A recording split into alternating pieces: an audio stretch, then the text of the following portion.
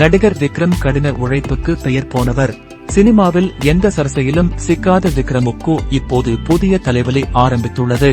அவரின் மகனும் நடிகருமான துரு விக்ரம் தற்போதுதான் சினிமாவில் நுழைந்து ஓரளவுக்கு முன்னணி நடிகராக முயன்று வருகிறார். ஆனால் அதற்குள் சர்ச்சையில் சிக்கியுள்ளார்.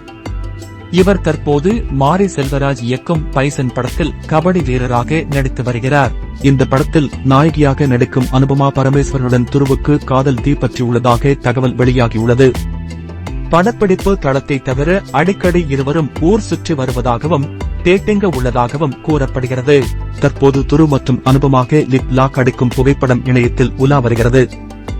இருப்பினும் விக்ரம் மகன் அந்த மாதிரி பையன் கிடையாது, சும்மா படத்துக்காக எடுக்கப்பட்ட சீனாக கூட இருக்கலாம் எனவும் கூறப்படுகிறது. அதே சமயம் இந்த காதல் உண்மையாக இருந்தால் விக்ரம் ஒரு நடிகையை மருமகளாக ஏற்றுக்கொள்ள தயங்க மாட்டார் என்றும், இருந்தாலும் துரு விக்ரமை விட நடிகை 2 வயது மூத்தவர் என்பது குறிப்பிடத்தக்கது.